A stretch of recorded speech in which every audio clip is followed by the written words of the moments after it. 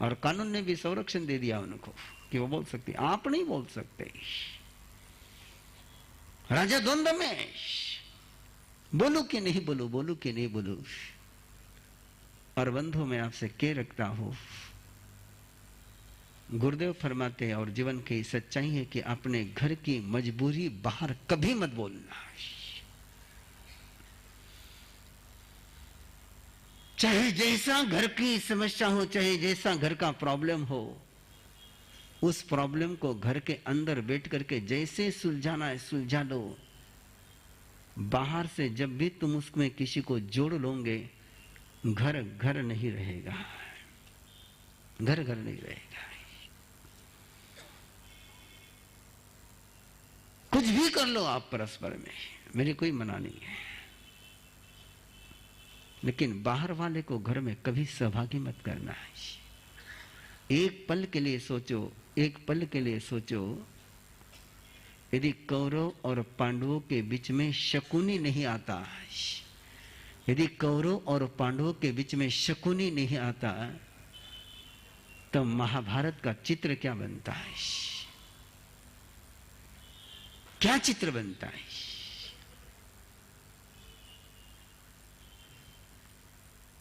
शकुनी से बचो।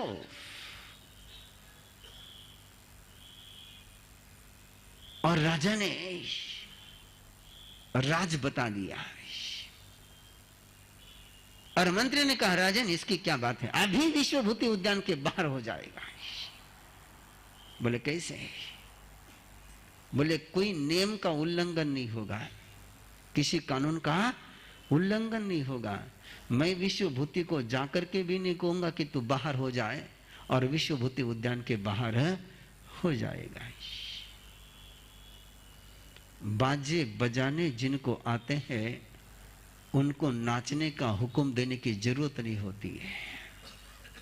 जिनको बाजे बजाने नहीं आते हैं वो नाचने का कितना ही हुक्म दे दे तो कोई नहीं नाचता है। इसलिए बाजे बजाने आने चाहिए। आप सुन रहे होंगे शायद, मुझे लगता है ना, मैं भी सुन रहा था ऊपर।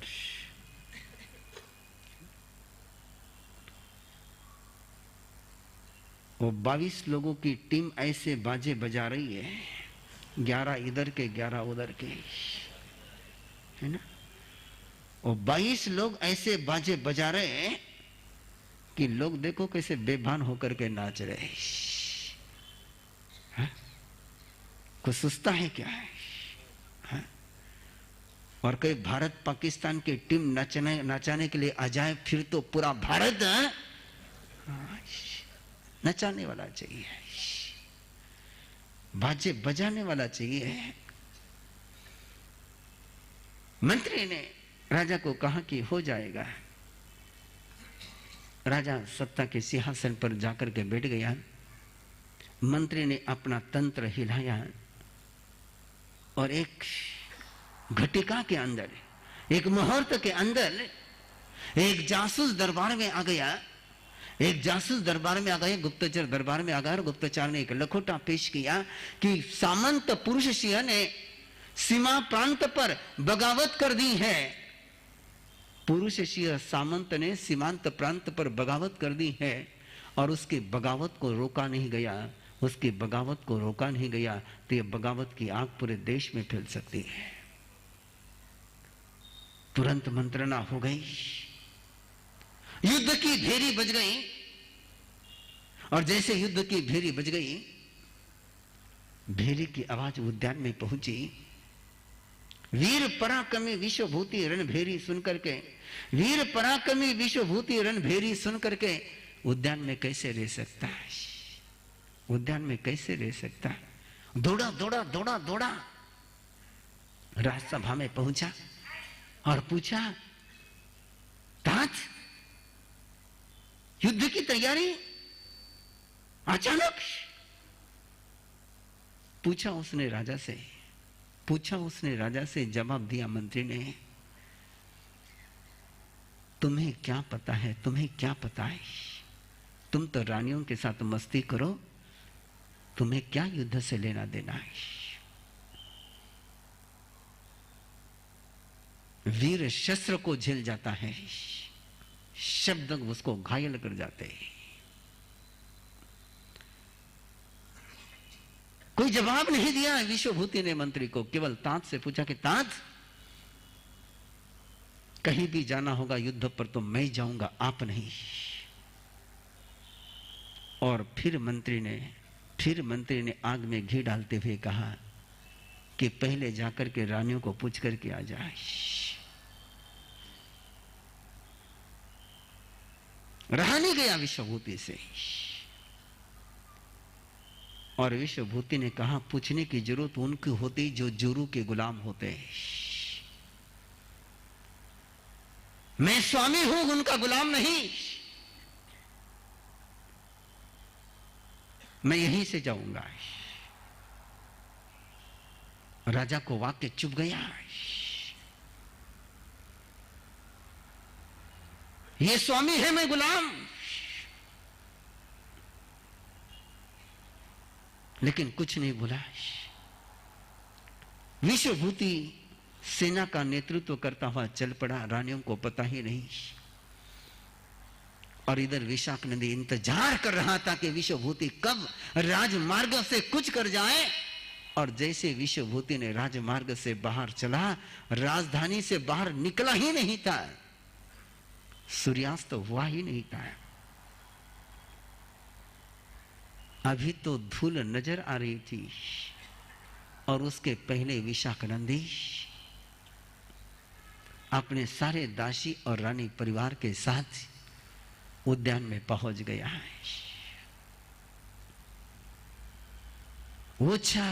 ओछेपन से बाज नहीं आता है, ओछेपन से बाज नहीं आता है।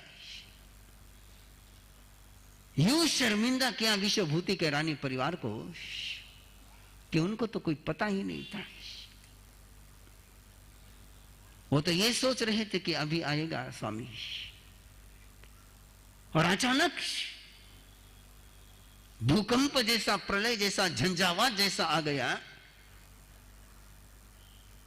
और ऐसे ही रानियों को वहां से दौड़ना पड़ा। बहुत अपमानित हुई, बहुत पीड़ित हुई, बहुत प्रताड़ित हुई, बहुत घायल हो गई। और जब राजमहल में पहुंची इस बात को जानने के लिए कि हुआ क्या, तो पता चला कि साजन तो युद्ध भूमि पर गया है। मन बहुत कड़वा हो गया है, बहुत कड़वा हो गया है।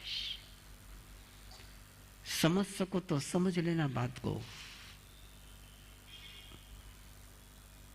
आपके होम मिनिस्टर यदि आपकी मां की कभी शिकायत करे, आपकी होम मिनिस्टर यदि कभी आपकी मां की शिकायत करे, तो ये मत सोचना कि वो मां को डांटने के लिए कह रही है। वो तो केवल अपने दिल की भड़ास निकाल रही है। उसको सुनो, जवाब मत दो कुछ भी। आप लोग जवाब देते हैं, वही उलझ जाते हो। जवाब नहीं, उनकी जवाब की अपेक्षा भी नहीं होती। आप उनको समझाने जाते हो, उनकी समझाने की भी अपेक्षा नहीं होती। इनको तो केवल कोई सुनने वाला पक्का श्रोता चाहिए। और हक का कोई श्रोता है तो फेरा जिसने लिया वो हक का श्रोता है। और वो भी जब सुनने से इनकार करे तो बहुत मुश्किल हो जाती है।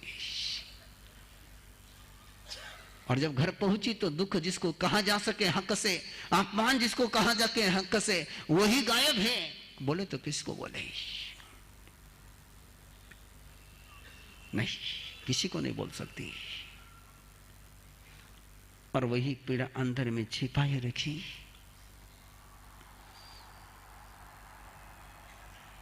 उधर विश्वभूति आगे बढ़ रहा है।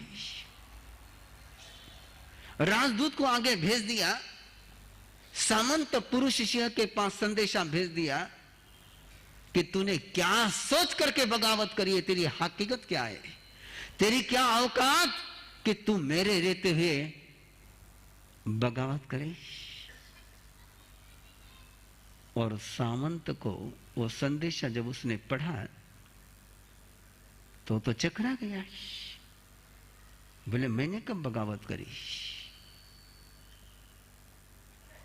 उसने अपने वृद्ध मंत्री को भेजा राजदूत के रूप में विश्वभूति के पास,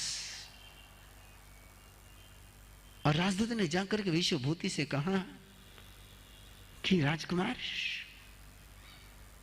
किसने खबर दी आपको कि मेरे स्वामी ने बगावत करी है? मेरा स्वामी तो आपका पूरा स्वामी भक्त है, उसने नजराना भेजा है और वो भी आ रहे हैं आपके स्वागत करने के लिए। किसने आपको ये गलत खबर दी? अब विश्वभूति ने कुछ पूछा तो नहीं था कि खबर कहां से आई, क्या आई। बोले मुझे पता नहीं, राजा ने कहा कि बगावत है। और तब वृद्ध पुरुष ने कहा, राजकुमार, यहां कोई बगावत नहीं है।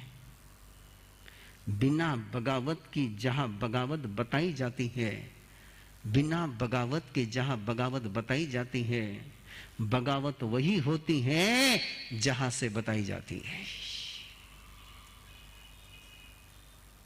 अब राजकुमार को ये राजनीति की भाषा समझ में नहीं आई। बोले क्या पहली उलझा रहे हो? बोले यहां कोई बगावत नहीं, बगावत तो कहां है? जहां से तुम चले हो वहां बगावत है। बोले वहां काहे की बगावत? बोले वही बगावत है। बोले कोई बगावत नहीं वहां पर तो। बोले आप कहां थे जिस समय युद्ध भेरी बचने का निर्णय लिया गया? उस समय आप कहां थे? जहां न पहुंचे रवि वहां पहुंचे कवि, और जहां न पहुंचे कवि वहां पहुंचे अनुभवी। उस वृद्ध मंत्री ने पूछा कि जिस समय रणभेरी का निर्णय लिया गया, युद्ध का निर्णय लिया गया, उस समय आप कहां थे? बोले मैं तो पुष्पकरणक उद्यान में था। और वृद्ध मंत्री ने कहा कि राजकुमार,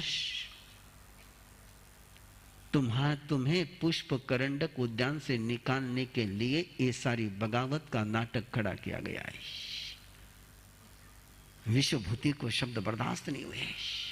नहीं, तुम हमारे घर में भेद डाल रहे हो। मंत्री ने कहा कि राजकुमार, मैं किस लिए भेद डालूं? पहले ही भेद पड़ा हुआ है, मुझे भेद डालने की जरूरत क्या है? बोले नहीं, जिनके लिए मैं जान देने के लिए तैयार हूं, वो यदि मुझे कहते कि बगीचा चाहिए तो मैं बगीचा भी छोड़ देता हूं। उसके लिए इतना नाटक करने की कोई जरूरत नहीं। और मैं आपसे कहना चाहता हूं, घर में किसी से भी कुछ कहना हो तो राजनीति की भाषा में कभी मत बोलना है। जिस दिन घर में राजनीति की भाषा आ जाएगी, जिस दिन घर में राजनीति की भाषा आ जाएगी, कौरव और पांडवों का महाभारत शुरू हो जाएगा। सीधा बोलना। राजनीति सत्ता के गलियारे में अच्छी लगती है, राजनीति न स्थानक में अच्छी लगती है न घर में अच्छी लगती है। दोनों ही जगह अच्छी नहीं लगती है। बोले नहीं, ऐसा नहीं हो सकता है। बोले राजकुमार, तुम अब तक बच्चे हो, तुम्हें पता नहीं राजनीति के गलियारे के खेल कैसे होते हैं। लौटा विश्वभूति, सीधा राज्यसभा में पहुंचा, और राज्यसभा में पहुंच करके राजा से कहा कि राजन, वहां तो कोई बगावत नहीं थी, अपनी गुप्तचर यंत्रणा में कुछ गड़बड़ है जिसने आपको भ्रमित किया है। मंत्री वही खड़ा था और मंत्री ने कहा कि तुम सलाहकार नहीं हो, तुम्हें सलाह देने का हक है। तिल मिला करके रह गया वो तो। लौटा घर पर, महल में पहुंचा, सारे रानियों ने तय कर रखा था कि जो अपने पर बीता है वो साजन को बताना नहीं।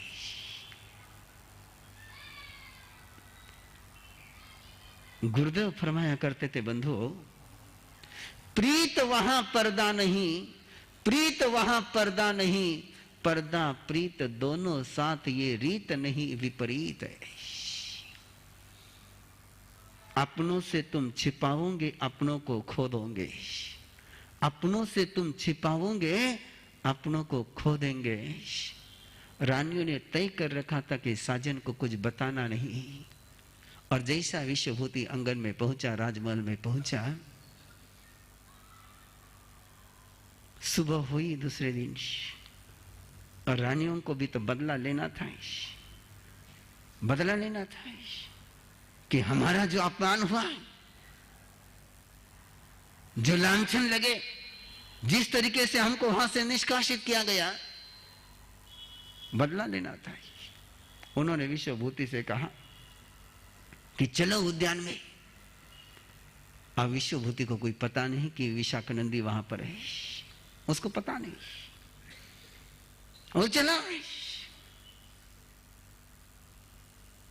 रानिया साथ में, विश्वभूति आगे उद्यान के पास जाकर के खड़ा रहा दरवाजे पर।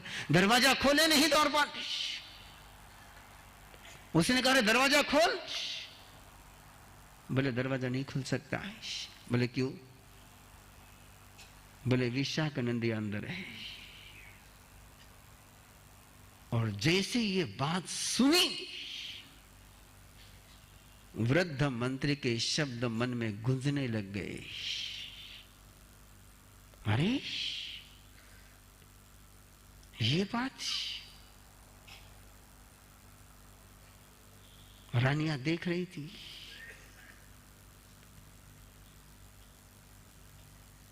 रणभूमि पर जो मौत के सामने निर्भीक होकर के खड़ा रहता था, जिसे मौत भी नहीं डरा सकती, तो वो विश्वभूति घर वालों के सामने हार गया है। लेकिन हार कबूल करना, और उसको लगा कौन मेरा है, कौन मेरा है। ये रानियां, इन्होंने भी मुझे बताया होता कि विशाखानंदी का रानी परिवार उद्यान में है, तब मैं यहां आने की गलती नहीं करता है। इन्होंने मुझे बताया नहीं। राजा ने मेरे साथ राजनीति खेली। कौन मेरा है, किसके लिए, किसके लिए लड़ना और किसके लिए जीना है। अंदर में आक्रोश जन्मा है।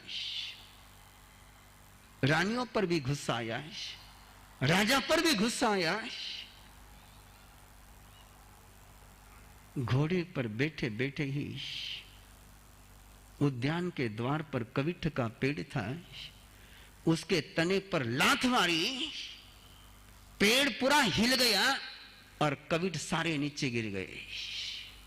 आपको पता होगा कि कविठ का फल नीचे गिरना बहुत मुश्किल होता है। सारे कविठ नीचे गिर गए और विश्वभूति ने कहा, चाहूं तो सबके सिर मुंड धरती पर डाल सकता हूं, लेकिन नहीं, नहीं, कायरों से लड़ने में मुझे कोई वीरता का अनुभव नहीं। न रानियों की तरफ देखा, न राजमहल की तरफ देखा। घोड़े से छलांग लगाई, घोड़ा भी वही छोड़ दिया, और जख्मी शेर चल पड़ा। नहीं, नहीं, नहीं, अब यहां नहीं रहना, जीना ही नहीं। किसके लिए जीना है, किसके लिए जीना है। वीर को सबसे बड़ा धक्का कोई लगता है तो दगाबाज का लगता है। वो मौत से नहीं डरता है। और वो जख्मी शेर चल पड़ा है। राज दरबार में खबर गई। राजा ने मंत्री की तरफ देखा। राजा ने कहा मंत्री से कि ऐसा न हो जाए, कि ऐसा न हो जाए उद्यान तो मिल जाए और विश्वभूति खो जाए।